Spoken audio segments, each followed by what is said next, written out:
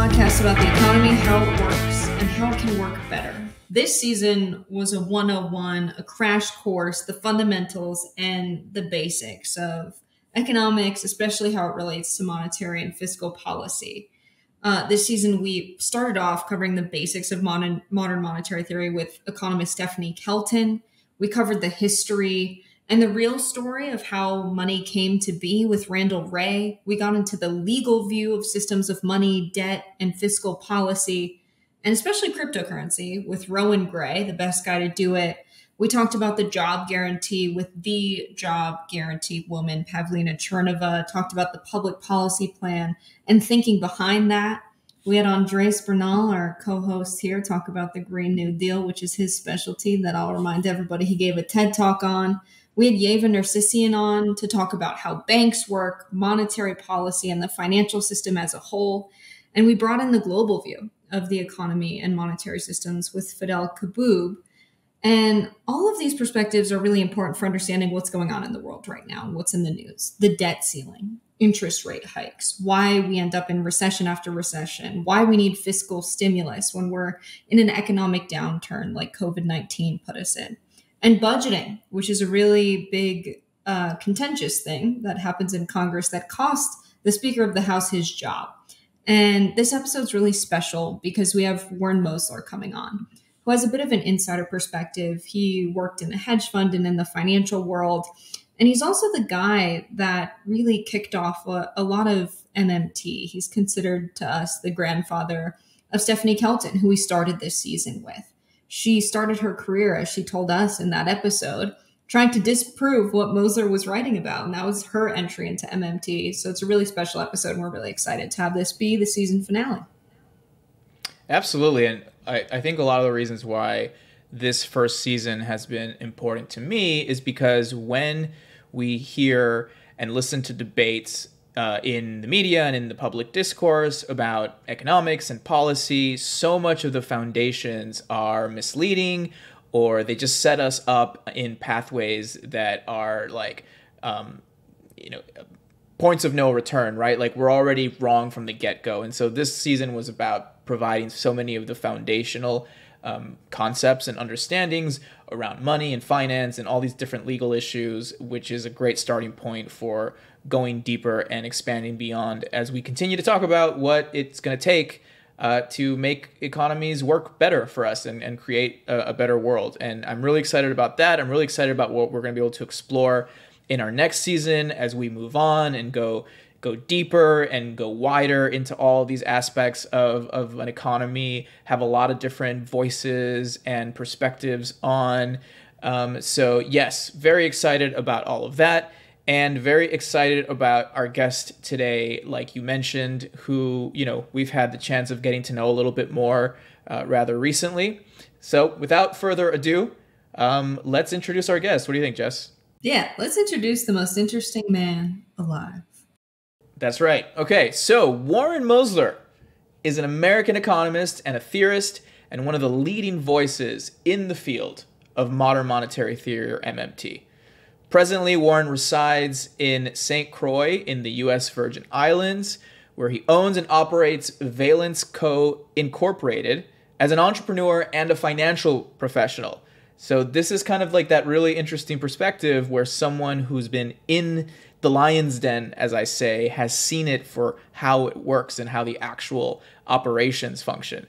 Warren has spent the past 40 years gaining an insider's knowledge of modern monetary operations.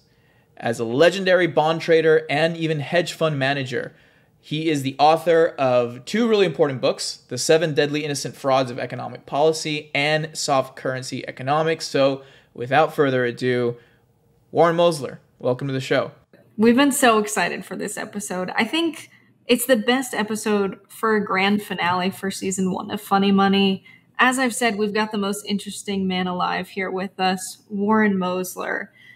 Considered by all to be our grandfather, as he would call himself, but many people call him the founder of MMT. Thanks so much for coming on and doing this episode with us, Warren. Oh, good to be here. Thank you. Yeah. We wanted to start in a fun place. Also, for those who don't know why you're the most interesting man alive, we're going to get into it. Fiberglass and foam, fast cars. We want to talk a little bit about Mosler Automotive. I think it's kind of interesting that someone has extra money to spend and they endeavor to find out how to make the fastest car possible. I think that is the most brilliant thing you can do if you have money to spend on any kind of innovation. Can you tell us a little bit about your work with cars and creating the very fast Chrysler? Where to start? So I had come across technology, you might call it, fairly simple, PVC foam with in fiberglass sandwich material that had been used in boats.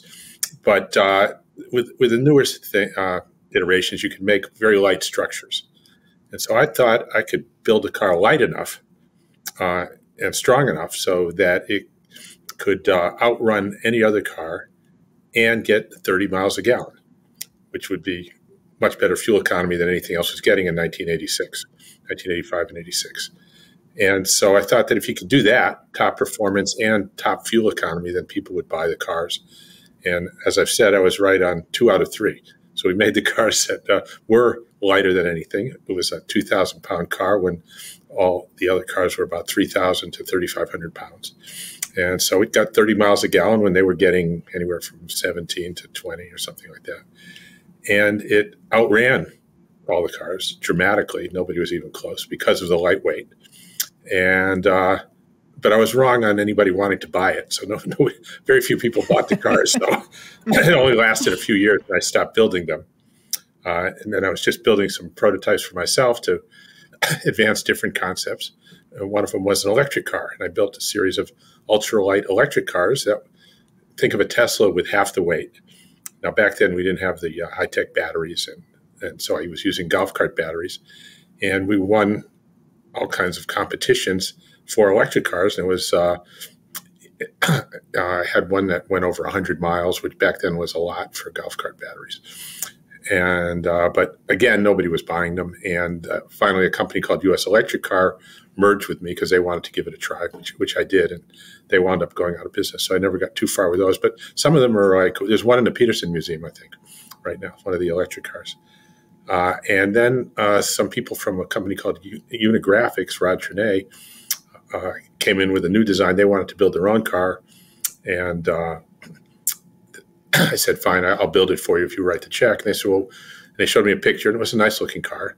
I said, it'll be a great sports car, but it's not going to win any races. They said, why not? And I started going into all the technical aspects. They said, well, we want it to win races. So we started modifying that design and came up with the one most people are familiar with now, the MT900.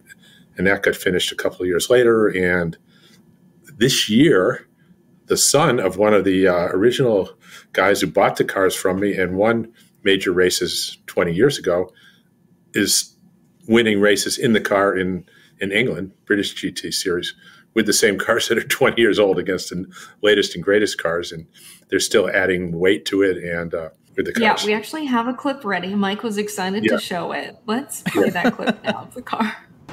All right.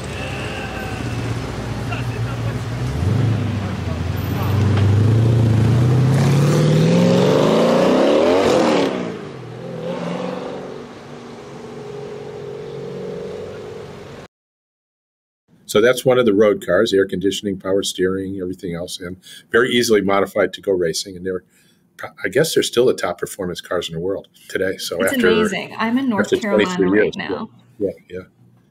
We go to the speedway, and the cars are running on gas still. There are a lot of older cars on the local speedways that people put together. You know what they can put together. So seeing that is unreal. Also, it started with boats a little bit with the material, it sounds like, but it went back to boats. Can you tell us about the catamaran as well? Yeah, it's actually a quad, rather than a catamaran. It's like two catamarans, one in front and one in the back, connected by a big box that holds the people. And it's a ferry that's running back and forth between St. Croix and St. Thomas. It's been out there for 5 or 6 years, which broke the record of 1 year for any other boat before the ocean would break them apart. And the idea ties into cars, the idea that a long wheelbase car rides better than a short wheelbase car. A very short wheelbase car is very choppy. You go over bumps, it points straight up in the air and goes down. A very long wheelbase, like a bus, you hardly feel it. And so a boat is like a a zero wheelbase car, it's kind of like a bulldozer or skis or a toboggan, where if you come to a bump, the whole thing has to go over it. So when any boat hits a wave, the whole boat has to go over the wave. And so I've got two hulls way out in front and two way in the back with a big space in the middle. The box sits in the middle, sits above the water. And so first the forward hulls go over the bump like the front wheels of a car would. And then the back hulls go over it a few seconds later. And so you get a car-like motion rather than a pitching and rolling and all those things that make people seasick. It doesn't happen. And so people go back and forth and don't get seasick. Not that somebody who ate a big breakfast and goes out in the waves doesn't throw up or something, but that's very different from seasickness, which is a very debilitating disease after an hour and a half, So, and people like it, and it's been out there successfully for about 6 years now. And I built some smaller ones for myself for personal use. So you're welcome to come down and try them out anytime. Got a 25-footer and a 45-footer that were prototypes for the large one. It's brilliant. We have a video of these as well. I'm surprised Mike didn't play it early. Let's roll that clip. So the QE4 is leaving the Gallows Bay Dock on its way to STT. Crew members here. It's pretty exciting stuff.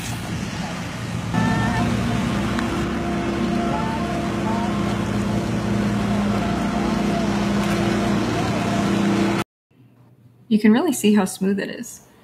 And I think what I find really interesting about it too is the way, as Warren's been talking about this, resources and how to best use them for different purposes play such an important role in both cars and this example here. Now that boat's 100 feet long and it weighed 30,000 pounds. Normally a 100-foot boat would weigh maybe 100 or 120,000 pounds. So it's got excellent fuel economy and for boat, and it's been very successful. Like everything else, nobody thought it would work.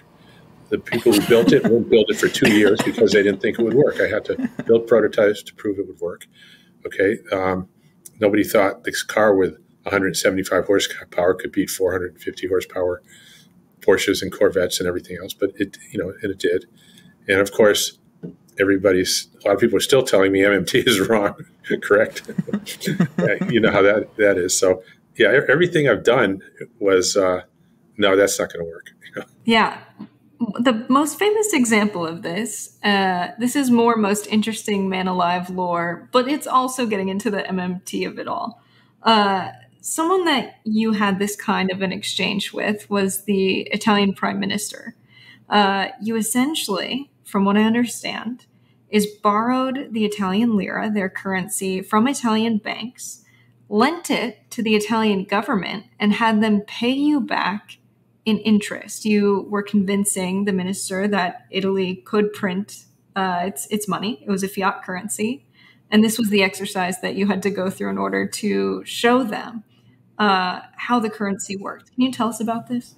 Yeah, well, the cause and effect's a little bit the other way around. Italian bonds were selling at 12% in the market. That's what they had to pay to get people to buy them because everyone thought they were going to default. The world's top economist, Rudy Dornbush from MMT, had a big, thick report on the desk of the Italian government showing how they were going to default because of their debt to GDP and deficit and everything else. The IMF was putting them on demanding an austerity program to pay their debt down, that type of thing. Excuse me. And you could borrow lira at 10% from the banks and lend it to the government at 12. Anybody could, but nobody wanted to. That's why there was such a spread. And because they were afraid they were going to default. So the idea was if you could come up with a reason why they were not going to default, then it's a good trade for your investors to borrow money. And I had an investment company at the time. Let me just shut that off. It's Matt Forstater on the other line. You haven't been talking to him, have you? No, he's going to be a guest soon enough. Okay. Yeah, just tell him not to interrupt your other shows. Okay. Sounds good. And so, first I checked around to see if any country with its own currency had ever defaulted. And the answer was yes. Okay. And one of them was Japan, with the yen in 1943 owed yen to the United States of America and didn't pay it. Okay. Well, that's kind of like an extreme situation. It wasn't because they could not pay it. They did not want to pay it. It was in the middle of World War II. Okay. And the other examples were some Latin American countries where the inflation had gotten so high that somebody might have held a million peso security, a bond that matured, but 1 million pesos of the kind he had was only worth maybe a half a penny, so he just never bothered. So they technically called that a default. And the agencies called the U.S. going off the gold standard in 1934 or something like that a default, because we defaulted on our promise. So there hadn't been any material, any examples of any country with their own currencies, floating exchange rate currencies, that were unable to make payments. And the answer they gave me is because they can always print the money. But they never did print the money. And there's no time in history of any example of any country printing the money to pay off their debt. So it just happened as a matter of course. So the question was why, and I was talking to my head of research, Tom Schilke, and it dawned on me that when we bought Treasury securities from the Fed, or when we bought them from the Treasury, it didn't matter to us. It's all the same thing. The money went to the same place. They debited our account, credited the account at the Federal Reserve, no matter which side we bought it from. And so if there was no difference to anyone in the economy, there couldn't be any difference. The difference had to be just how they were accounting for it on their side of the ledger. Otherwise, we would have seen some difference on our side. And so either it's what the Fed says it is, it's all monetary, they were doing it to control interest rates, or the Treasury was saying they were doing it to fund expenditures. Well, clearly it was all monetary. And so that's when the whole kind of breakthrough came that got me motivated to start writing about it, because I had never had any reason to think about it before this, to that particular aspect. That what's happening is the Treasury is actually spending first, one way or another, which adds funds to the system, what they call reserves, balances at the Fed. Okay, and then they offer securities for sale after that, which is exactly what the Fed does. After the Treasury spends, then the Fed would sell securities to offer alternative accounts that paid interest. Okay, so instead of just holding your money when you got paid in your checking account, they offered you a savings account called a Treasury security. A Treasury security is just a savings account at the Federal Reserve Bank that paid interest. And the reason they offer you an interest-bearing account is they wanted there to be a positive interest rate. They had an interest rate target. If their target was 5% and all their accounts paid 0, then the rate would be 0 if you couldn't earn it. So, and the bank's cost of funds would be 0. But by paying 5% on all the money on deposit at the Fed, then that's where the interest rate would be in the economy. So you don't have to understand exactly how that works at this point in time. But the point was the whole purpose of Treasury securities was what the Fed was doing, which is to support their interest rate targets and not to fund expenditures. And that, in fact, they were spending first and then selling securities. Okay, and that was in sync with everything I knew from my experience working with people at the Fed, where their job was what they call offsetting operating factors. I know it's a little technical. And they say we can't do a reserve drain without a prior reserve add. We have to add the money to the banking system first before we can take it out. In other words, all the dollars, all the funds that are used to pay taxes and buy government bonds come from the government through its agent, the Federal Reserve. They don't come from the private sector.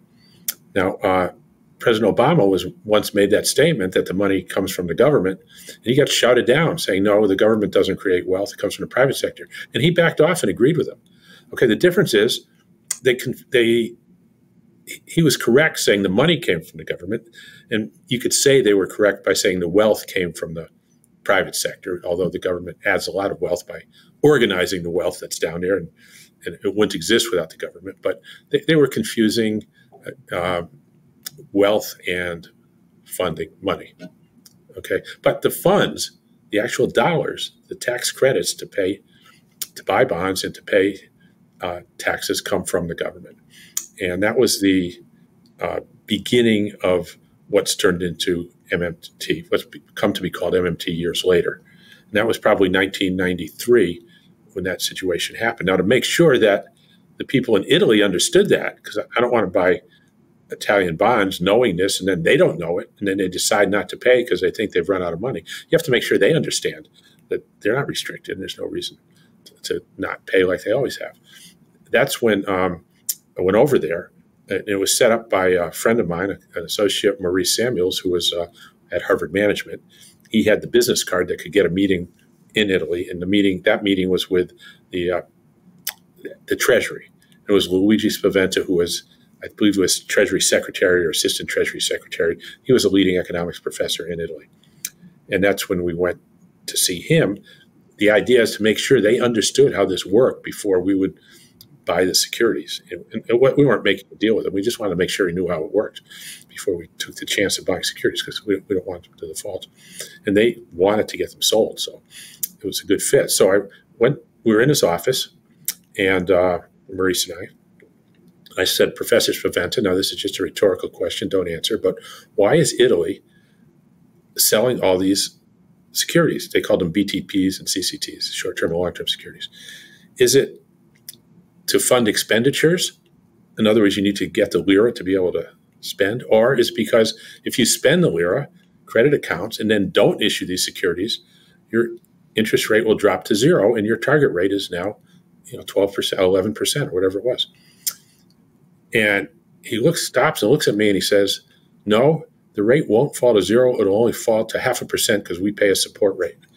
And, I've been to many different central bankers around the world. This was the first one that understood monetary operations. With that statement, I knew we had somebody who understood this stuff. I was, at that point, I was getting pretty excited. Maybe this trip was worthwhile.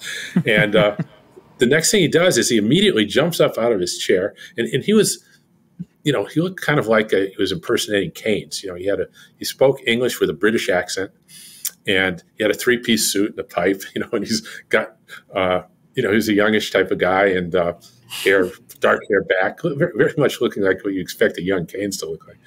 And he jumps up and he goes, yes, and they're acting pro-cyclical. And he goes into this rage against the IMF for, trying to get them to do an austerity program. And we were supposed to be there for 20 minutes. And it had been total doom and gloom in Italy and the Treasury everywhere. They were all sure they were going to default, and it was over. And all of a sudden, he's just ecstatic, and he starts inviting in people from the other rooms. They had this giant cappuccino machine. They start making us cappuccinos, and we had a 20-minute meeting. We had to get out of there after 2 hours because we had another meeting. They were still partying. And a week later, the announcement came out of Italy, no extraordinary measures will be taken. All payments will be met. And they realized that how it worked, and there was no reason not to do that. And so fortunately, he was a very bright guy who understood monetary operations, or this whole thing might not have happened. And then we felt comfortable ourselves, Harvard Management, some other large institutions, pension funds, for our clients to own these Italian bonds. And we were the largest bondholders outside of Italy, and the 200 basis point spread narrowed over time down to near zero, as markets normalized.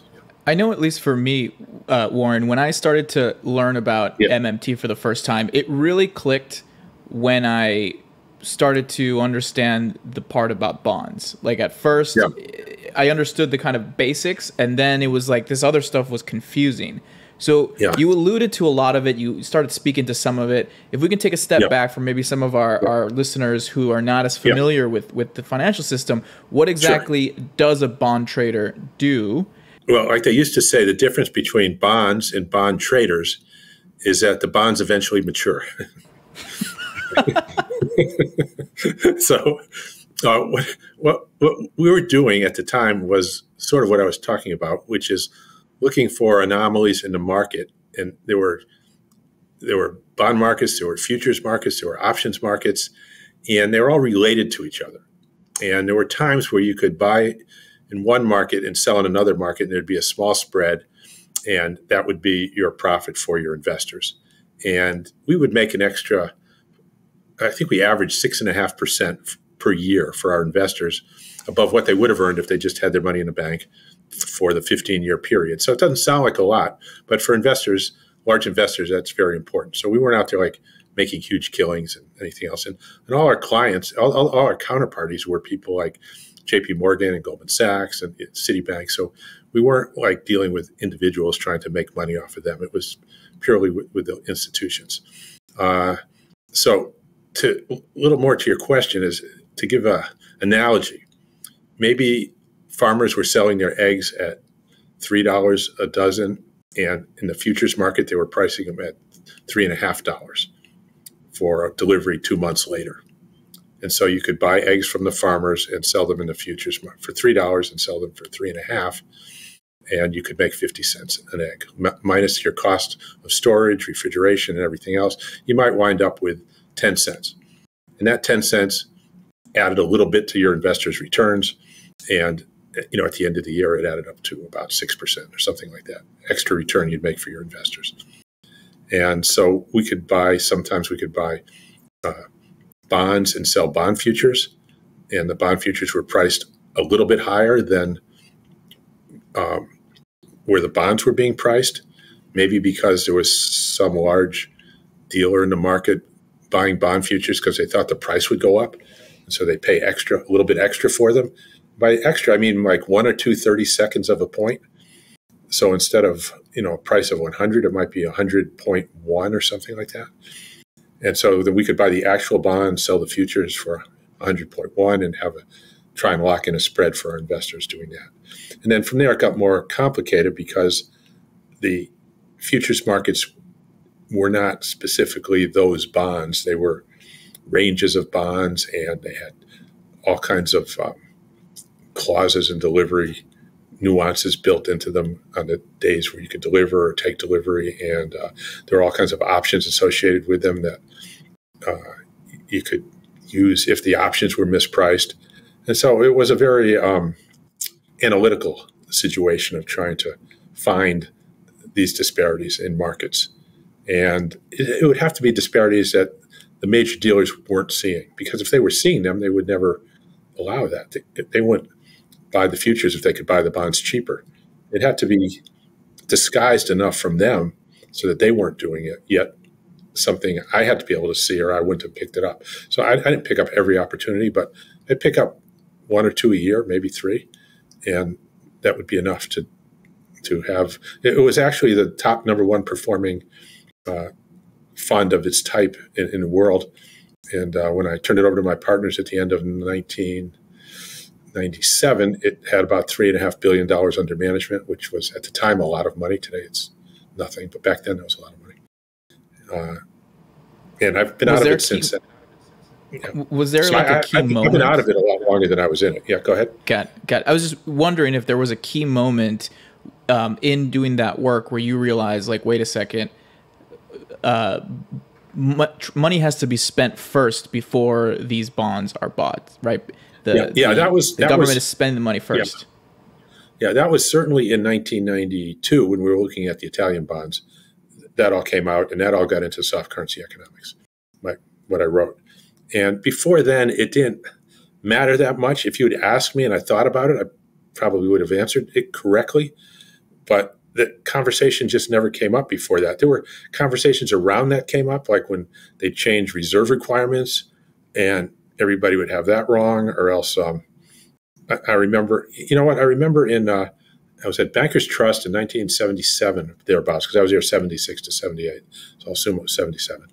My trading manager was Alan Rogers, and he always talked without moving his mouth like this. And he was there going, $2 billion 2-year notes. Like, where's the money going to come from to buy those? And I just remembered this like a year or so ago because it came up. And I said, Alan, it's the same money the Treasury spends that buys the 2-year notes. It's just circular. It's just debits and credits on a spreadsheet.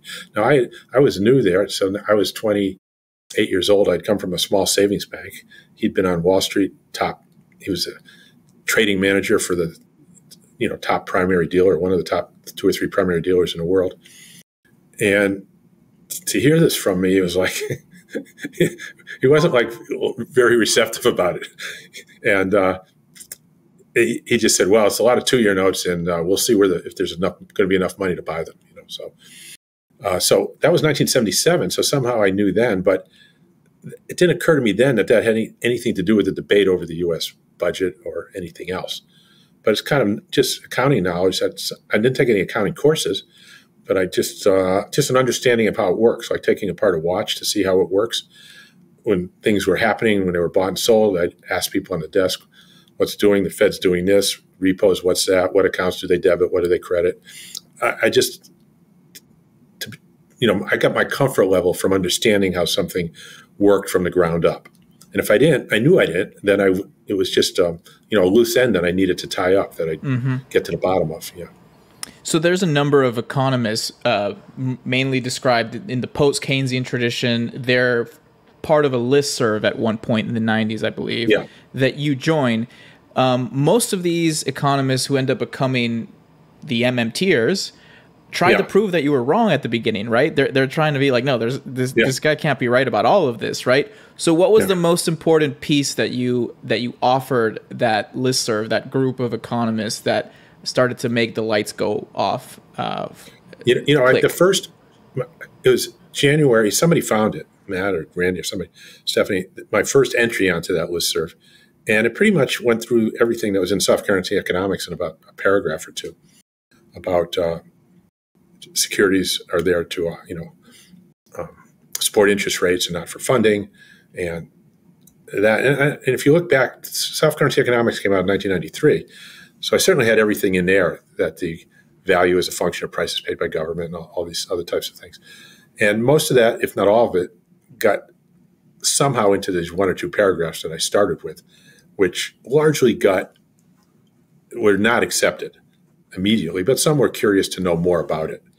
And that was Randy and Bill Mitchell. And then Stephanie wasn't, I don't remember corresponding with her about it directly. It was Stephanie Bell at the time, but she was working with Randy, and she was the one who said, about spending first. She said, well, that's not right. That's not how we learned it. I don't think it's right. And Randy, I'm relaying Stephanie's story, but because I didn't hear it, but she said, Randy said, well, go investigate it, which she did for a year, and it turned out to be correct. So, and the others it wasn't easy. Okay, it was never easy in the beginning. I went to Australia and talked to Bill Mitchell and worked with him for years. Okay, went to his conferences. He watched the way I presented the arguments to his associates down there in the post-Keynesians in Sydney and Newcastle and different schools. They set me up at a conference against David Gruen, who was from the Reserve Bank, to have the discussion to see how that went. And so there was a lot of cautious. I mean, they weren't saying Bill certainly wasn't saying I was wrong, but he was cautious about it because it was bringing a whole new element to it. He had the idea of a labor buffer stock, of having a job guarantee, which he called the BSE, I forget what that was, but that became the initials for mad cow disease, so he changed it to the job guarantee. And buffer stock employment, that's what he called it. In soft currency economics, Paul Davidson was running the journal. He wanted me to publish it. He said I have to call it the employer of last resort, so I called it the ELR in that paper. So it's had different names. But in Bill, I guess it was 1987, I read that he did his dissertation on that. So, and other people have had it, but they were never able to answer the question of how are you going to pay for it. They just say, well, we do it with wool, so we can do it with people or something like that, which I don't disagree, but they didn't. When it came down to how are you going to pay for it and what's it going to do to the exchange rate and inflation, and if the government interest, if the interest rate's higher than the rate of growth, then it's unsustainable. All these things, they didn't have good answers for those until I came along. And that was my role, was to fill in the monetary operations that supported their good ideas. It was an excellent idea. I call it my base case for analysis. I had it in soft currency economics before I met Bill. He had it before I wrote soft currency economics. And lots of people have had it before that. But I don't think anyone was able to support it with the understanding with the monetary operations so that it becomes bulletproof. And there's absolutely no one who understands it that is then subsequently against it. There's no reason, to be against it. And I think all my proposals are bipartisan. And I'll give you this other anecdote. And I was proposing a full payroll tax holiday in 2010 when I was running for the U.S. Senate in Connecticut. And it got to a guy, Troy Nash, went to UMKC, who was a student of Stephanie and Matt. And he knew Reggie Love, who was working for President Obama at the White House. And he gave it to him, and he gave it to the president, to President Obama, the idea of a payroll tax holiday. And he liked the idea. And it passed in the Obama administration. Good afternoon, everybody. I know you're all looking forward to spending time with your families over the holidays, but we did have one last piece of business to finish up. I said it was critical for Congress not to go home without preventing a tax increase on 160 million working Americans, and I'm pleased to say that they've got it done. So I want to thank all the members of Congress for ending the stalemate and making this happen. Because of this agreement, every working American will keep their tax cut, about $1,000 for a typical family, and that translates into an extra $40 or so in every paycheck. Vital unemployment insurance will continue for millions of Americans who are looking for work. I wanted to do a full payroll tax holiday, $1 trillion cut to stop taking money from people, working for a living. These are the people. There's no moral hazard here. These are the people who do everything without which we have absolutely nothing. And at the time, there was a huge shortfall of aggregate demand. And to me, that was the best way to get there immediately. It was giving every working family on average an extra $625 a month take-home pay. So he only got it approved for 2%, kind of like the other thing was compromised. And that was in 2011. The reason I'm telling you the story, I've been told, and I think it's true, it's the only legislation in the Obama administration that was passed on a bipartisan basis. It was Republicans and Democrats. It may be the only bipartisan legislation passed since then. I don't know.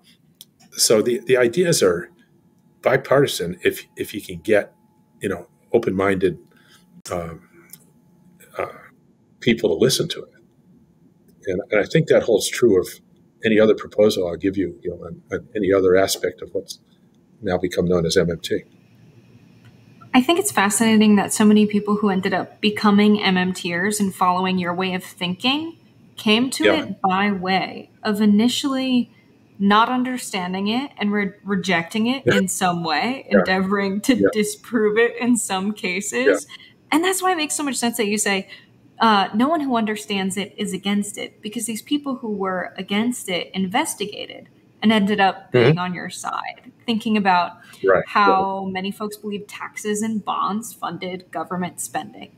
And there was no other way government spending works. Either they raise the revenue via taxes or they get the money via issuing bonds and treasuries. Can we talk about, is it necessary for any government with a fiat currency to issue bonds in order to fund spending? Why do we do it if it's not necessary? Yeah. So you said something that I'd like to go back and emphasize, which is where I normally start, which I call the money story.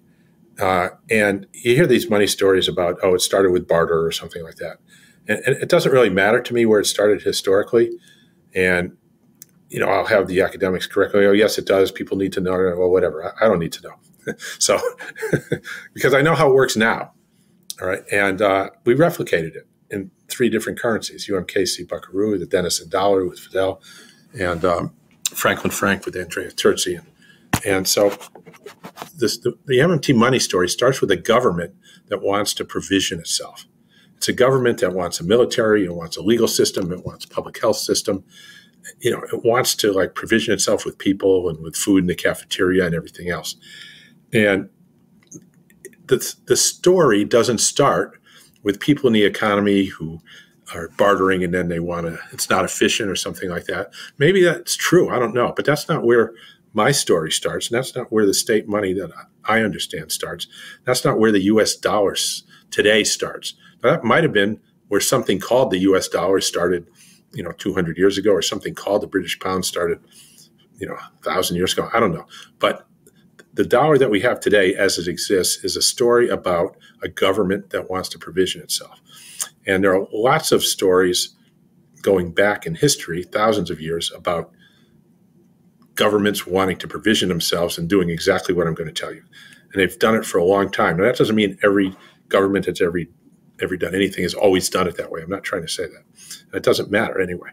So the money story starts, again, with a state trying to provision itself. And the example that I can use here is in Africa, when the Europeans went in, they wanted to grow coffee.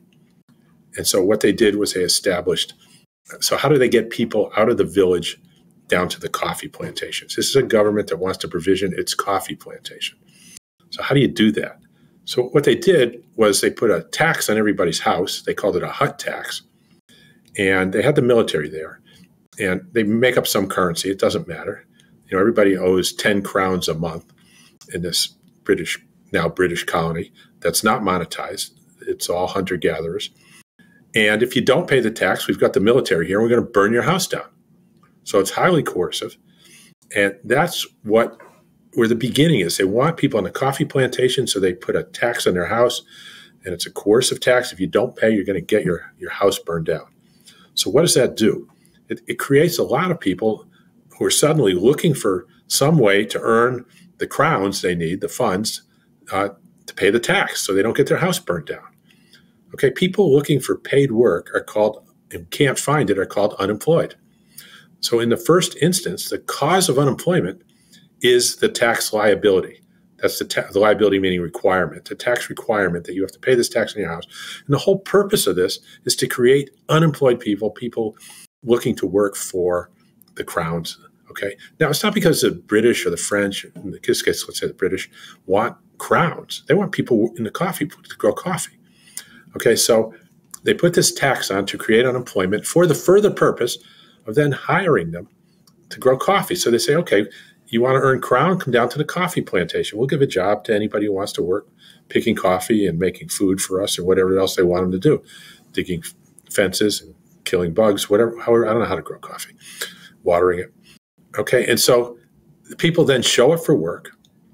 They then get paid, and then the tax is paid. And that's what I call the sequence. And this sequence was alluded to earlier when I said the government has to spend first before the funds are there to pay taxes. The government has to spend first before the funds are there to buy bonds. So this is critical. But it doesn't mean that taxation doesn't come first. Of course it does. Tax liabilities, tax requirements come first. Tax payment comes last, but the requirement comes first.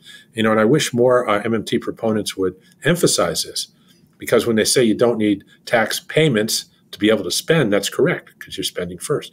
But to be able to spend, you have to have things offered for sale in exchange for that currency. And that does not happen without the tax requirement, the tax liability. And your thing you're spending becomes the tax credit that satisfies the tax liability. So the sequence is critical. You have a government first that wants provision itself, but you have a tax liability. Then you have unemployment. Then you have employment. Then you have payment. And then you have people get paid, and then they can pay their tax. Okay, and if you have that sequence in mind, a lot of the log jams in economic thinking are broken. Okay, and they're reversed. And suddenly it's like, where's the government going to get the money to pay these people? Well, they're just making it up. They just made up this thing called the crown. They made their own. Well, that's printing money. Well, okay, what's your point? That's the only, initially, all the spending has to be printing money. Where else can it come from? Okay, and are they using the tax money to spend? No. Okay. Can they spend less than they collect from inception? Can they run a surplus? Could the British government say the tax is 10, there's 1,000 houses, so that you owe us 10,000 in tax. We're only going to spend 9,000, so we can have an extra 1,000 of crown coming in. Like, it's ridiculous. It's not, nobody would even consider that, right? And so, of course, you're going to run a deficit. You're going to spend more than you collect. How could you not? Now, in this model I just gave you, which is fact, there's detailed records, there was a zero interest rate policy. There was no way anybody holding these dollars could go to the British and earn interest, buy bonds from them or something. It's like, why would they? What would the point be? They don't need them to be able to spend. Why would they go out and borrow them to pay interest? Right? But if they wanted the interest rate to exist on their bonds, then they would have to pay interest. Otherwise, there wouldn't be one. So the only point of those selling bonds would be to create, to support an interest rate, which is what we do. Okay, and we pay interest on the money itself, called interest on reserves. And if people buy securities, those securities are interest bearing at about the same rate. And that's how we support rates. Now, the other thing is, let's look at what the value of this currency is. Like, what's it worth? So it's a simple case of monopoly. You have a single supplier who's price setter. There's no market for this. And in economics, microeconomics, you learn monopoly in about 15 minutes. It's too easy. It's one guy, he just tells you what the price is. Then they go on to oligopoly with 2 or 3, which takes a few hours. And then the next day they start in on competition, and that takes the rest of your life with asymptotes and everything else. Then the good news is the money's the easy one. It's just a simple monopoly. So anybody can figure this out.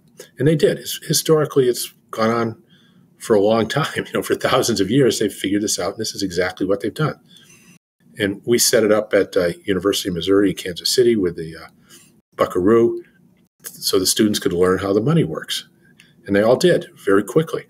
They instead of just doing community service, they had to turn in 10 or 20 buckaroos a semester, which they could get by doing 20 hours of community service at the different organizations. They would pay 1 buckaroo an hour. It was called buckaroo because the mascot is a kangaroo at the University of Missouri. And so they would have to go out and earn their buckaroos and pay their tax. Okay, and what was a buckaroo worth back then? It was 1 hour of student labor. Back in 1996, they were allowed to buy and sell them with each other, and they went for $5 each whenever that happened. Last year I heard it was $20 or $25 each. So the value of the buckaroo has gone up by 500%, probably more than the S&P 500. Okay, but has it changed? No, it's been 1 hour of student labor then, and it's 1 hour of student labor now. Right. Now, what's happened is the value of the dollar's gone down. It used to take $5 to buy a student's time for an hour. Now it takes $25. So in terms of student labor, the value of the dollar and pretty much every other currency has gone down by that amount. But the buckaroo has held steady. So there's been no inflation for 1996, 27 years. Okay, there's been no unemployment. Anybody who wants to earn a buckaroo can go out and earn it. There's no restrictions. You can earn as many as you want. They've been running a budget deficit for 27 years. Every year they spend 10 or 20% more than they collect because students earn extras for whatever reason. They've had a permanent zero rate policy. There's never been any interest on these things for 27 years and no inflation and no unemployment. I mean, and they used to say to me, well, what you don't understand in Australia is we have a small open economy. Well, how about the UMKC buckaroo? Nothing could be smaller or more open. There's every currency in the world. There's drugs, there's corruption, there's everything else. And, let's say the school lost half their endowment and they were in trouble. Would that affect the value of the buckaroo? Would they not be able to employ student labor? No. As long as they have taxing authority, again, it begins with the tax liability, the tax requirement. As long as they can require students to do it and enforce it, it doesn't matter if the school went bankrupt. They could still do this. Can an emerging market that's borrowed dollars and is facing bankruptcy and everything else sustain full employment? Of course they can, in their own local currency. The same way the UMKC can sustain full buckaroo employment in their local currency. And where's the most of the real wealth of any economy come from? People working. It all comes from people working. And so when you're looking at 20 or 30% unemployment, you're looking at 30%. Well, it's more than that because you got to do 30% of 70. It's about a 50% increase in real output to put everybody to work, which you can do tomorrow in your own local currency. Okay, and have those real gains in your economy, no matter what the rest of your situation is. Of course, unless it's forbidden by an IMF that has a standing army that's going to shoot you if you do it. But anything short of that, you can just do it. Okay, and now I'm not saying there's political will or anything like that, but I'm just talking about what the lessons learned from running these currencies is. So if I've been droning on too much. Well, it sounds like you've made 3 critical points here, and kind of to summarize a bit, right? You've made the point that as the monopoly issuer of a currency, in the case of the United States, the dollar, the United States has the ability to set a price level as an anchor because it can buy anything it wants with the U.S. dollar. Well, it's even strong. It's even stronger than that. There's no other source. There's no other source of giving the market any information of what that thing is worth except prices paid by government. If the U.S. government said, look, we're not going to spend any of these, how would anybody know what a dollar's worth or what? It's not there. If you come up with a new currency, nobody can trade it and nobody can price anything in it until you give them some clue as to what it's worth. Oh, I'll buy gold with it. the whole infrastructure of the price setting has to come first from the government's ability to spend. No, well, I don't know about the whole infrastructure, but it's markets can only determine relative value. They can only tell you how much a pizza's worth versus a turkey sandwich or something. They can't tell you what it's going to be in yen or lira or anything else until you tell them what the currency is and tell them something about it. So all the Fed's models are all relative value models. You've heard there's no money in them. It's true. They just price how, Uber rides should trade against light bulbs or something. And they do a good job of it. And so it's all relative value pricing in their models. Then they add a numeraire, which means a label, called the dollar. And what's their starting point? Well, we'll start with what everything cost yesterday at the close, because they don't have a starting point. They don't understand the starting point comes from prices paid by government. So they just use historic value. Okay. They don't have a source of the price level. We give them absolutely the source of the price level. The buckaroo, the Denison dollar, the Franklin franc, those price levels were all set exogenously by the school. We will pay $1 a day for student labor. Bang. Now the markets can figure out what that translates into of, I want my roommate to do my laundry. How many buckaroos is that? Okay. So once you've got it, and worse. So once you've introduced some information, then the markets take that and run with it the best they can. And it's not perfect, okay, but they do. And it can fluctuate based on relative value. But there's no other source of absolute value of the currency other than what the issuer says he's going to, what he's willing to pay for things. He's got the money. We need it. He's pitching. We're catching.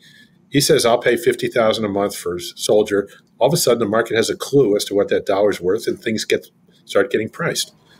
And you've spoken about this as kind of two examples of vertical money and horizontal money. Vertical being what you just described, and as exogenous because the government's the one that's spending, and then horizontal money being the endogenous system for credit from banks.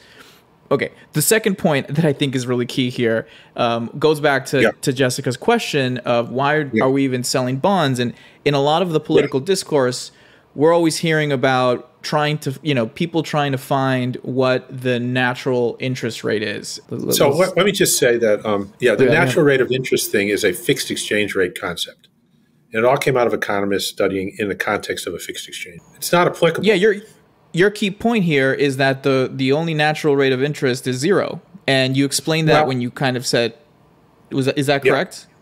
Well, what I say is in the absence of government interest rate support, if the government doesn't do anything, it just spends and leaves the money out there like the British did, or if the U.S. Treasury, instructed the Fed to spend, in which case it credits your bank accounts, the reserve accounts of your member banks, and didn't do any interest support operations like paying interest on reserves or selling bonds. If it didn't do any of that, then the rate is zero, which is exactly what they do in a zero interest rate policy. They don't pay interest on reserve, and they did QE, but there's other ways to do it. They just piled up the system with excess reserves and didn't pay interest on them. So in the absence of government intervention, the policy rate is zero. Now, that doesn't mean if you go out to borrow, your rate will be zero because there's a risk adjustment because you might not pay it back. That's a different story. But the risk-free government policy rate, the cost of funds for its banking system, its member banks, is zero. And that's where it still is in Japan. And it was in the U.S. for about, 10 years, and Europe for a while, until we started raising rates a year and a half ago. And so you could say that the natural rate, in the sense that the rate in the absence of government intervention, is zero. And by intervention, you mean the government setting an interest rate higher or doing something actually paying interest, intervening to pay interest to support a rate, intervening to support a rate. Now, that's in a floating exchange rate. In a fixed exchange rate system like a gold standard or what we have in Hong Kong or Bulgaria, it's different because then the agents in the economy are competing for limited reserves. And so they will bid on the interest rates. As they bid for these reserves, they will determine the rate. And so it becomes a market-determined rate by the demand for credit. And that would be the Austrian school. And that's applicable with fixed exchange rate. But we're not watching that channel on the television set right now. So that's applicable in a different TV show on a different channel. The channel we're watching, that's not applicable right now. If you want to watch that channel, look at Hong Kong. It's a whole different analysis. Look at Bulgaria. Look at Ecuador that's dollarized. Look at any dollarized country. That's a whole different channel. The other 180 countries in the world have their own floating exchange rate, or 170, or whatever it is. And that's the it. channel we're looking at right now. The U.S., Europe, the U.K., Japan, the major currencies right now. And then the third quick point I'll just make is that the wealth in a country's real wealth, as you put it, is coming from the work people are doing. And so if it's the government's responsibility to employ everybody because they're creating unemployment in the first place. Yeah. So you think of your real wealth as your pile of stuff. And so how big is your pile of stuff? Well, it's everything you can produce domestically. Well, the more people you have working, the more you're going to produce, unless you're employing people to break things. But if you're employing people to make things, this might not apply to like lawyers, for example. But if you're employing people who actually make things and provide useful services, then the more people you have working, the more useful things you have. Okay. Plus, everything you import makes your pile bigger. Everything you export makes your pile smaller. So you want your pile to be as large as possible. Well, most of the size of the pile in most countries comes from your domestic production. And so full employment just makes that pile larger, so it makes you wealthier as a nation. And that's just, a fundamental, obvious point of economics that's, goes back to the earliest writings. So that means in the U.S. today, our tax structure, whatever it is, you don't even have to know what it is, created maybe 10 million unemployed, and the government only hired 3 million of them. And there's another 7 million unemployed, in U6, let's say, unemployment is about that can't find work, only because the government hasn't spent enough to cover the need to pay taxes that it created and the desire to save. So now we say, well, they have a human right to work. It's like, you wouldn't say that if you understood this. If you're looking at that situation in Africa and you've got these people who are unemployed and you're trying to argue to the British to hire them, you wouldn't be arguing, well, you should give them a job in a plantation because they have a human right to work. That just misses the whole point. This is a coercive system that's driving people into this plantation, probably against their will. And they don't have a human right to work on a British plantation growing coffee. I mean, maybe they do. What you have is a British responsibility that, look, you're causing them to be unemployed under the threat of burning your house down. You have a responsibility to either put them to work or drop, a moral responsibility, either put them to work or drop the tax. Unless you want to tell me the reason you're doing this is to deliberately create unemployment so you can burn their houses down. So the U.S. government, which created all these unemployed, has a moral responsibility to either hire them, because that's presumably the reason for the tax in the first place, create unemployed so we can provision itself, or lower the tax and get them back to work in the private sector where they came from. Now, we have a lot of needs in the public sector right now, so we could probably employ all those very productively in the public sector. I'm not going to argue with that, where they should be. That's a political decision. My bias is there's probably more than enough very useful things for them to do, and they're probably not, more useful than they would be right now in the private sector. But that's just me. So, but I don't get into that. But I would not lead with the argument that we should hire them, put them in a job guarantee because they have a right to work. It's because the government has a moral obligation to right the wrong that it's committed. There are constitutional, things that say you can't have unwrongful imprisonment. You can't have wrongful imprisonment. You can't, wrongfully kill somebody. There's all these, cruel and unusual punishment. And the Constitution promises to promote the general welfare. Intentional how does it unemployment promote does the opposite. How does it promote the general welfare to put on a tax, cause them to be unemployed, then leave them out there to rot, and beg for unemployment compensation and get into drugs and ruin their families? I mean, what did they do? It's not their fault. It's your fault. And once the fault's at the government and they understand that, and here's what you can do to remedy it, I think that's the most powerful argument for the job guarantee. Hire the ones you want in the public sector and get the rest into the private sector ASAP, because look what you've done to them. And once you've caused them to be unemployed, they're damaged goods for the private sector, because for whatever reason, the private sector doesn't like to hire unemployed people. So get them in a job guarantee, get them working to demonstrate that they're ready, willing, and able to work, and then the private sector will hire them. And we've proven that with hard data from Argentina with the HEFES programs, India with its Gira program, and other programs around the world that show unequivocally that businesses will hire people readily who are already working and not people who aren't working. And so get them in a job guarantee. Why? What are they all going to do in a job guarantee? Okay, they're going to transition to the private sector. Well, we need them in the public sector. Well, then just hire them. Fine. I'm in favor of that. First, hire everybody you want to do whatever you want. Bill Mitchell wants people on the beach who are lifeguards that can sing songs. Great. I like that. I go to Australia. I like that. Do it. Okay.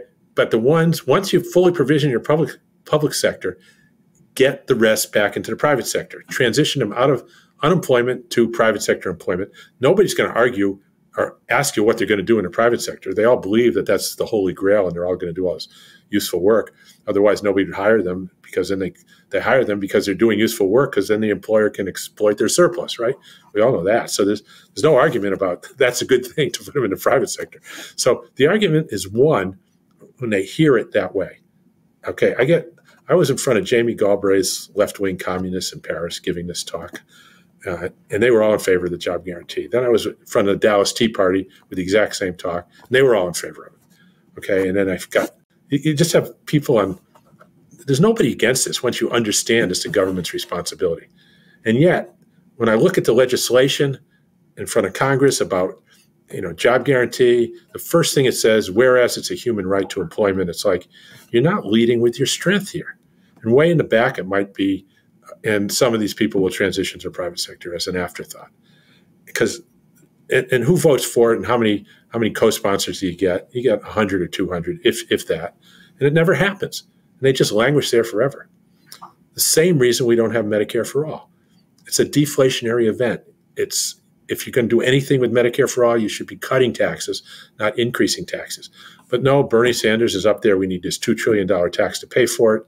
Hillary Clinton says, see, we can't afford it. We have to have Obamacare. And we don't have it because he doesn't understand monetary operations, or maybe he's got political motivations. But I'll give him the benefit of the doubt and say it's because he doesn't understand monetary operations and isn't leading with a strong suit.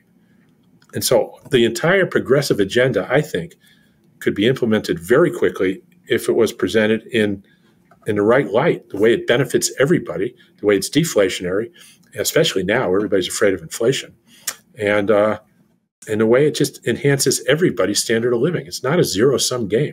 You're not taking from somebody to give somebody a job. Somebody getting a job is adding to the total output of the economy. You're not taking anything away from anybody. So we're recording this podcast at the perfect time. We have to get this question in. There has been a Financial Times piece titled "The Bond Vigilantes Are Back."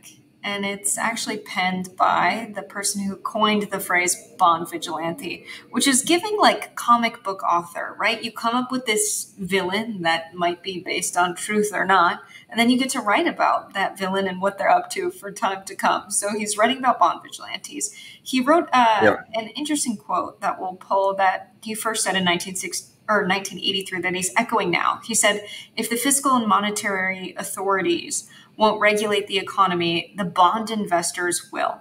The economy will be run by vigilantes in the credit markets." Various economists have grappled with this idea, Krugman being one of them, who wrote, "Suppose that the bond market vigilantes went wild tomorrow and demanded a 10% interest rate on a 10-year Treasury bond, even as there was no change in the fundamentals of the U.S. economy. In this situation, the Fed could simply step in and buy whatever bonds were needed to finance the budget deficit." You said correct. And this would result in additional member bank reserve balances at the Fed, with the Fed voting on what interest is paid on those balances. So for those who are afraid of the villain of the bond vigilante, what would you say to them?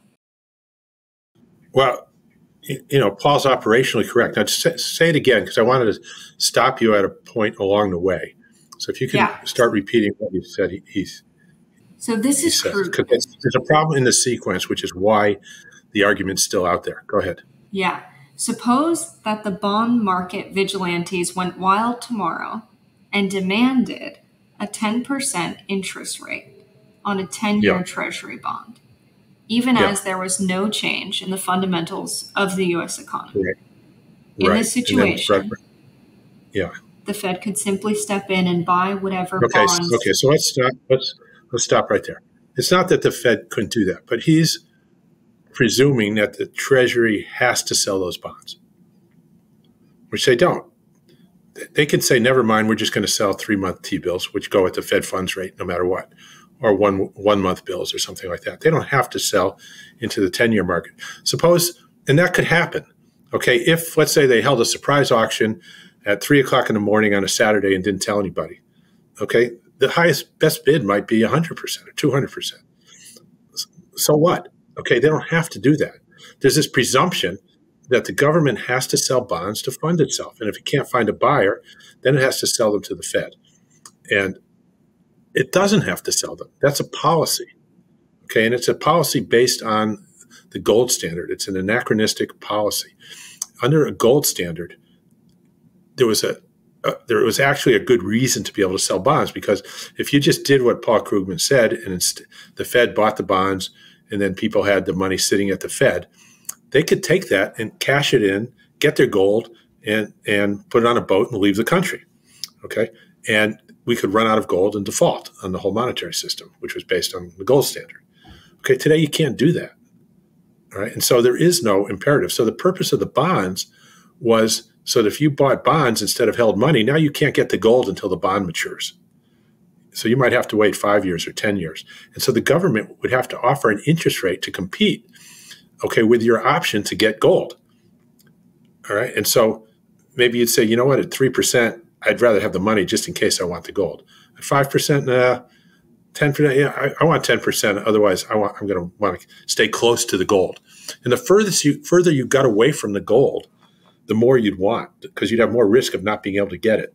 So a 2-year bond gets you further away than a 1-year, and a 10-year, and a 20-year. It's getting you further and further away. So you always had these positive yield curves based on the increased risk of not being able to get your gold. And you'll see the same things happen in fixed exchange rate currencies today, where the currency is convertible into the yen or something like that, or the Hong Kong dollar is convertible into U.S. dollars.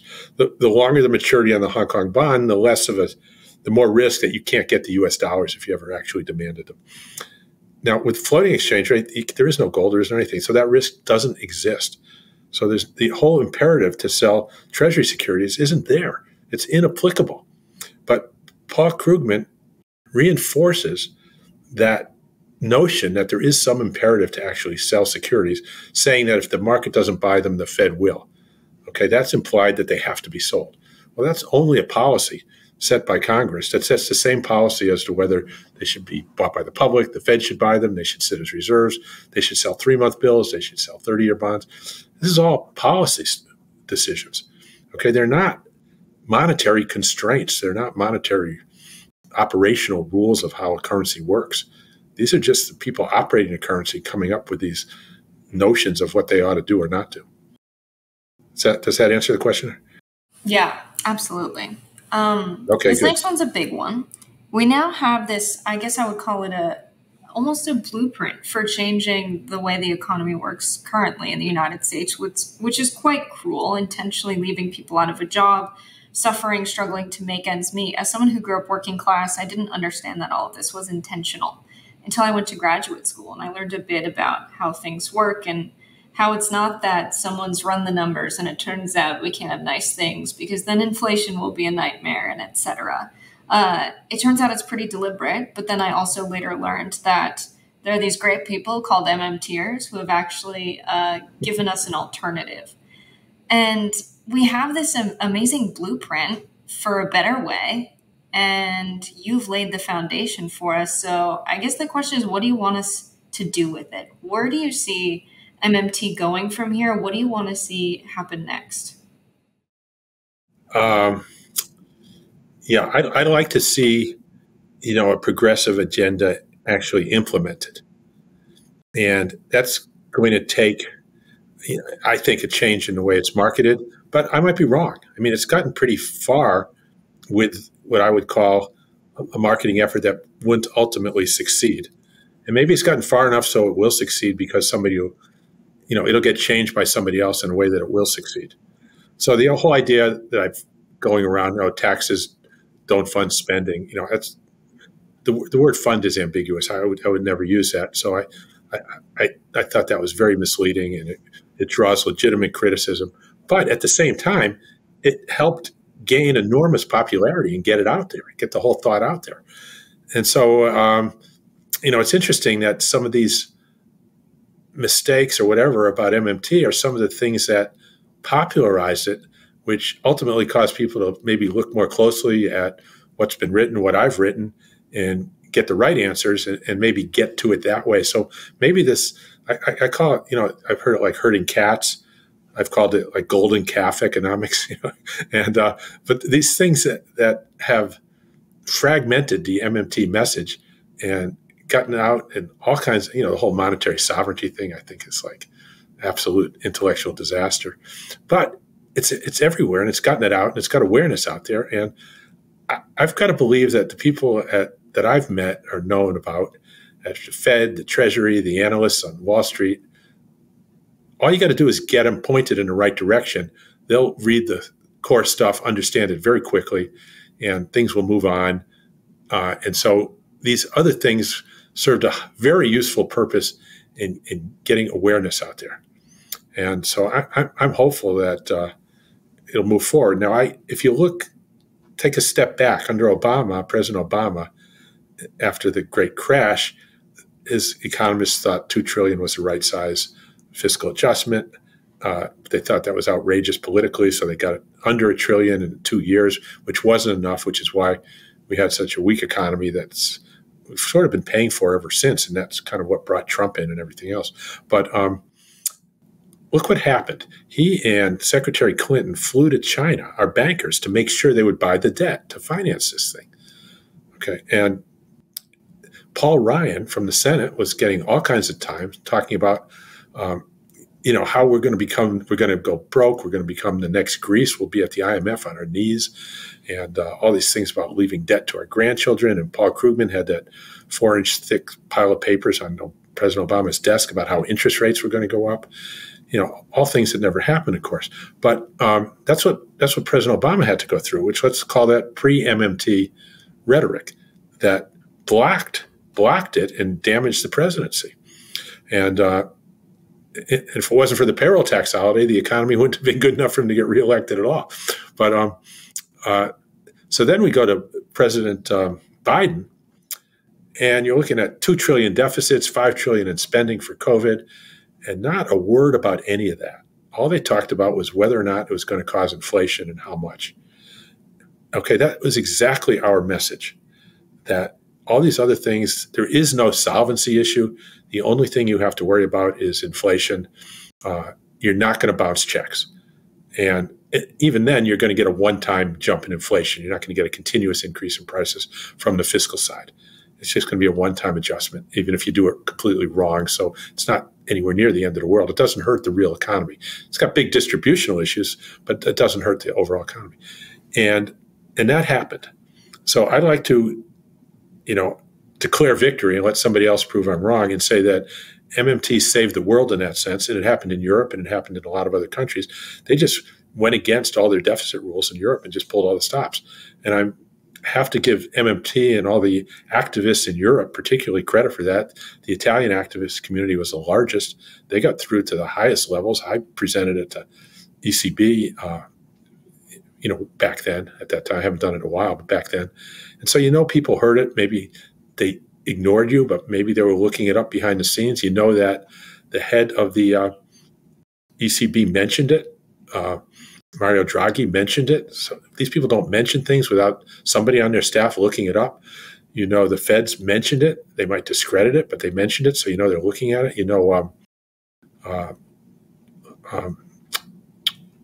So I would say that whatever happened, it did sort of save the world in that sense, and things move slowly. And I'd like to see the next step where it just we move into that next step of full awareness and start making rational policy decisions.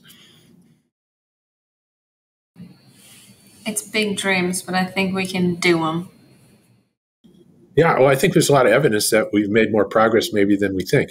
You put something on Twitter and you get all this pushback, negative, hate things or whatever. But then Biden spent $5 trillion and nobody mentioned any of those things.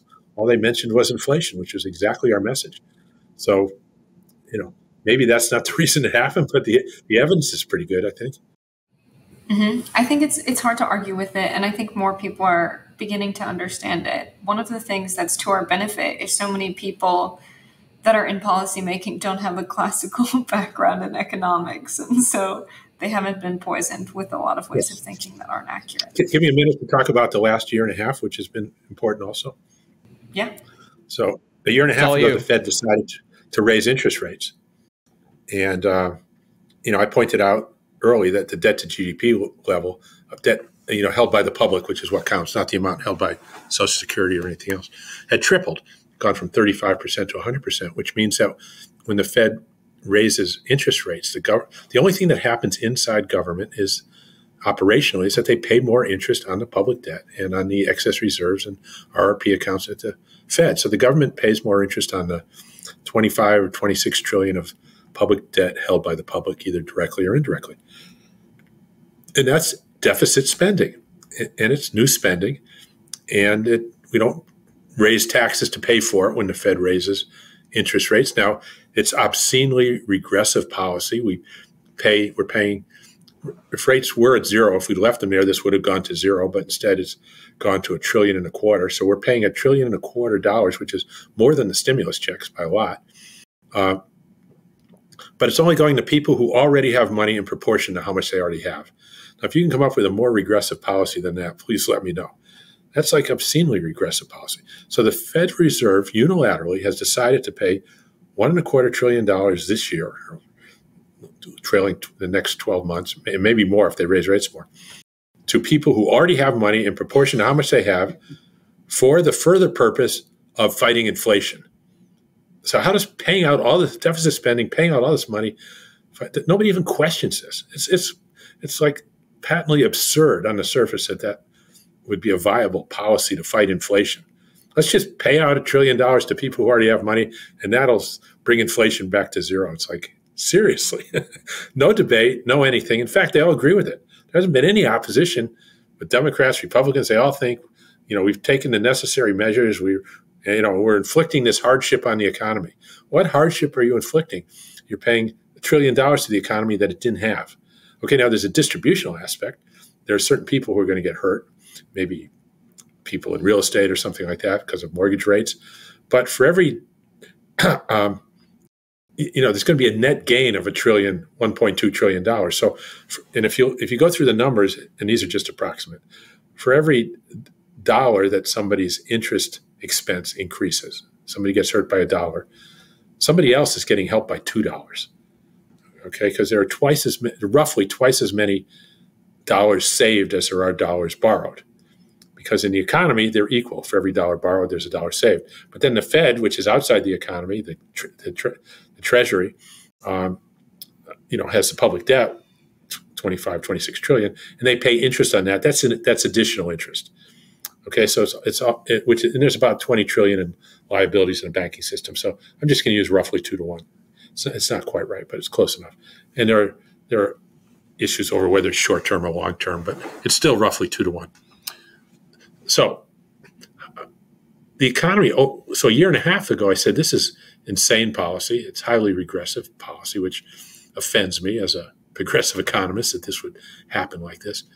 But and the whole idea is, including the MMT proponents, they're all still in their post-Keynesian roots are saying raising interest rates is going to slow the economy. The Fed's trying to create unemployment. They get demonized for creating unemployment, for making the economy worse, for trying to fight inflation on the backs of unemployment.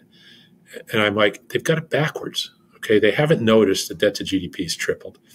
And what's going to happen, more likely than that, I don't know what's going to happen, but based on what they're doing, it's more likely unemployment's going to go down and the economy is going to grow, not go the other way. And as it continues to grow, and as unemployment continues to go down, they've got it backwards. So they're going to say, well, the problem is we haven't raised rates enough, so they're going to raise rates some more. And the more they do, okay, and so, with no end. So they raise rates, the economy gets stronger, so they raise raise again, so it gets stronger, so they raise rates again. I give analogies like the the carpenter with this piece of wood, no matter how much I cut off, it's still too short, something like that. Or the barber, hairdresser, no matter how much I cut off, it's still too short. Or drilling holes in the boat to let the water out, or throwing kerosene on the fire, all these backwards type analogies. And it's like, it's just me. You can go back to the newspapers a year and a half ago. I don't think anybody else said this. And I didn't have any crystal ball. I just could see the income numbers saying, well, anyway, now it's a year and a half later. I just saw the Fed Atlanta is estimating 4.9% real GDP for this quarter. Unemployment hit a record low. It went up last month, a couple of tenths, only because the labor force went up, not because there were more unemployed. And that's just a volatile number from the household survey. So unemployment's bouncing around 50-year lows, all-time lows. And, inflation, as reported, is coming down because oil prices went up to 120 and then came down. So that'll level off at some point. And so, but they've got this thing backwards. And they're talking about now higher interest rates for longer, which means long-term bonds started going up in yield. The only reason they were so low in yield, don't forget, they were way below the Fed funds rate because people believed the high interest rates were going to cause a recession and the Fed would be cutting rates. So they were willing to, the bond vigilantes, whatever you want to call them, were doing the opposite. Okay, they were fighting for each other to get these bonds at lower and lower rates so they could get them before the Fed lowered rates. Now they realize that's not going to happen. And as long as the economy stays this strong, they're not going to be cutting rates. And there are other reasons I think the inflation numbers that we get, CPI, are going to stay around 4 or 5%. And historically, I've observed that they always hover around the interest rate. So if you look at the average interest rate for the last year, it started close to zero. It's 5.5%. It probably averaged 3 or 3.5%, and our core inflation numbers are 3.5%. With time, that average will get up to 5%, and I think, if history's any guide, it'll get up to about 5% because the interest rate itself is a devaluation of the currency, and I don't want to get into that now. It's a little more technical.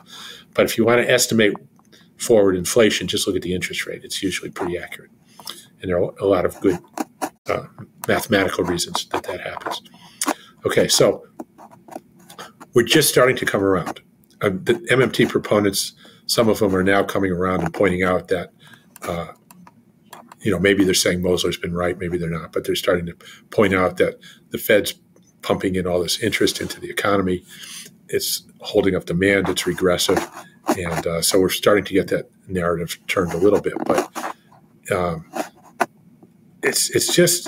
it kind of reminds me of the early days where you come up with the idea that the government spends first, that the sequence is tax requirements, then unemployment, you pay people, and then they pay the tax. As Stephanie said, she had to go out and look it up for a year before she was convinced it worked that way. So I think it's the same thing just happened again with the whole interest rate thing, and that now there's been a year and a half of data. There's certainly enough people know about my position. I've got 28,000 followers at Twitter. It's at WB Mosler, by the way. And so now they're all starting to observe it's happening, and so they're now starting to realize that the propensity to spend interest is not zero. What they said a year and a half ago is nobody spends their interest income. And we're running a 6% budget deficit at a time of record low unemployment. That's unheard of. Okay, during the last cycle in 06 and 07, we had a 1% or 0% budget deficit when unemployment was coming down and when the economy was strong, and that's what caused a recession. With a 6% deficit, it's nuts. This is the most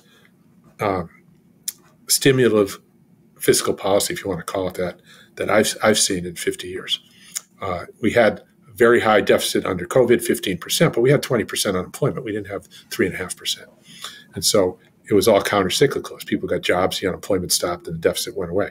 This time, you can't, you can only have everybody working. Then you can't get any more people. So we're getting closer to bumping up against that. I'm not saying we're there. I know we still have a ways to go, but we're getting there. We're a lot closer than we've ever been, and we've got deficits higher than we've ever been. So we've got this large pro-cyclical deficit.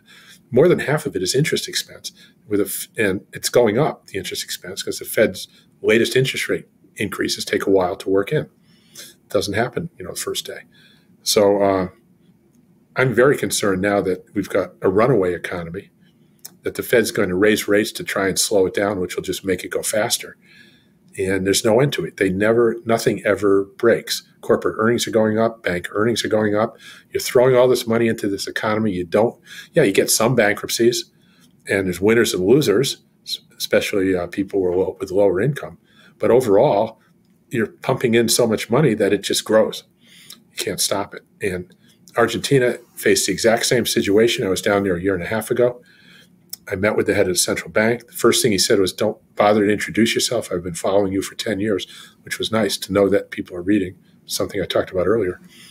And talked to him about interest rates, just what I just said. He said, yeah, I think you're right. They had his researchers said the same thing. He's researched it. He agrees. And but they can't do anything. They've got an IMF thing. And they like the IMF deal, and they want to abide by it. So they have to keep the interest rate above the inflation rate, just like our Fed is doing. So interest rates at the time were 25%. Inflation was 20. Inflation went to 30 because of the rates, so they went to 35. Inflation goes to 50 because of the rates, so they go to 55. Inflation goes to 70, they go to 75. They're now at 100%. Okay, nothing has broken. Unemployment's low. The economy is chugging along. It's got ups and downs because they're a big exporter, but none of the bankruptcies or anything else, because they're flooding the economy with all this peso interest. And people sell it, the currency goes down, they get more inflation, and so they raise rates some more, so they spend more. There's just no end to it. So my concern now is that we are on that path until the Fed figures out that it's got it backwards. And I don't see any signs of that yet at all. And if you see any signs of that, send me a quick email or something. Let me know. You seen anything, Andrés, that shows they've got it right?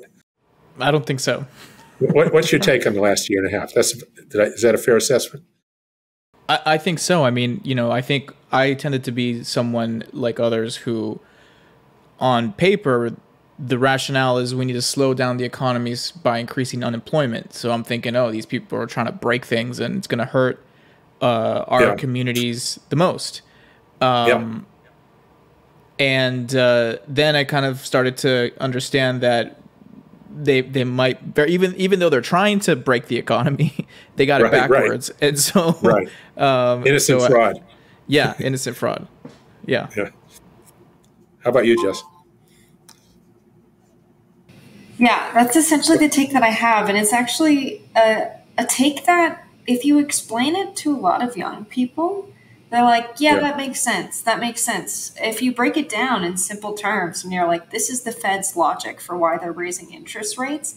And here's why that logic collapses on itself, even with like the neoclassical economics of supply and demand. Because if we reached full employment and we were at our real productive capacity, we wouldn't be in this situation where having everyone working causes inflation because they have money, they're spending it into the economy, and supply can't keep up with demand because guess what? If more people are working, they're also producing more. So even by the standard levers of supply and demand, their logic. In this case, the demand is coming from direct transfer payments from the Fed to people with money. It's the ugliest case of trickle down in the history of the world. Under President Biden, we've got trickle down where Reagan would blush. Yeah, I think that is the big concerning thing of the pretty terrible distributional dynamic at play here. Yeah. I mean, Rolls-Royce has a 4-year backlog, It's more than they ever spent on stimulus checks. And nobody's even questioning it. It's not even a budget item. It's larger than the military. As a budget item, they're not even discussing it. There's no debate about whether that's a good idea or not. Yeah, they sat around and said the wealthiest people in our economy, maybe we will give them more money and tell everyone that it's going to make inflation go down. It's cutting the hole in the bottom of the boat to let the water out is the best analogy there. That's so good. We're going to give them $1.25 trillion, not a little bit of money. Mm-hmm. We're going to give them 30% more than we're giving the military. This is like nuts, a crazy amount of money, and it just goes up. It'll be $2 trillion maybe in another year, the rate they're going, or rate hikes. And full support from both parties. Like, who's against this? Who's the furthest? We're the furthest left. What's the furthest left element of Congress? They're not against this. I've never heard a word. Mm-hmm. Yeah, no one hears this talking point. No one frames it in this way, even. Yeah, I know the left stays away from me like the plague. I can guess why, but maybe I'm too radical for them or something. I don't know. But in a sense, I'm more grounded than any of them. And maybe being grounded is too radical. I don't know. Is there anything else we want to close with before we ask you to tell our viewers, which I think, or listeners, what of your work you think they should read? Because I'm sure that they'll want more. Oh, yeah. Is there anything else you want to talk about besides that? Yeah, so you can get a running commentary on Twitter at WB Mosler. You can go to my website, moslereconomics.com, and link to my book. It's really a pamphlet. It's about 60 real pages. And the second half is just history, so there's really 30 pages. And it's all non-technical, called The 7 Deadly Innocent Frauds of Economic Policy. And it's free online. And Soft Currency Economics is free online. And then I've got a whole series of proposals and papers, and you can get any level of sophistication you want, right up to, I think I'm the only MMT proponent with a mainstream, who's been published in a leading mainstream journal, peer-reviewed thing. It's called Maximizing Price Stability in a Market Economy. I co-authored it with Damiano Filippo in Calabria. And it's published in the Journal of Policy Models, and explains how it's a proposal for the European Central Bank to fund a pool of an employed buffer stock pool rather than using unemployment the way they have it now, so that they can better meet their price stability and inflation targets. And it gives you absolutely rock solid, bulletproof reason for Europe to have an ECB-run job guarantee because of its effect on price stability, and how it's far better than the unemployment they're doing now. And so there's absolutely no reason to switch over. It goes through the monetary side, fiscal side, all of it. And it peer-reviewed and published in a mainstream journal. And it doesn't use a single bleeding heart argument, as I like to say, to make the point. And so that's on there. But there are also explanations of quantitative easing and other types of things that you might be interested in. And you can always message me on Twitter, and I'll answer any questions people have. So I'm pretty good about that. And the arguments are so rock solid that no one has written a critical review. But you can write a critical review and still ultimately agree with Warren Mosler, as most people do when they try and critically engage with Warren Mosler's work. Yeah, it's just, you can't argue with the accounting identities and things like that. And I don't pretend to have a crystal ball and tell you what's going to happen next, but I can tell you what the forces in place are leading to. Then there might be some force I didn't notice, like the Ukraine war starts or something like that. So, which is always a problem with trying to forecast. The world is an unpredictable place. Well, this was great. Thank you so much for coming on and taking the time. Well, thanks for having me on. Yep, good. Anytime. And we can bring the episode full circle with the ferry. We noticed when we were watching the video is QE4. Does that stand for quantitative easing or not? Yeah, it allows you to read into it what you wanted. They had done QE3 at the time, and that was supposed to do it, cause inflation and everything else. And I'm like, no, there's going to be a QE4. Well, anyway, and it's also Queen Elizabeth IV, which is a kind of a joke on the ocean liners. And my wife's named Elizabeth, so QE4 was actually named after her. But. Amazing. It has 4 holes. It has 4 holes in the water, so it's QE4.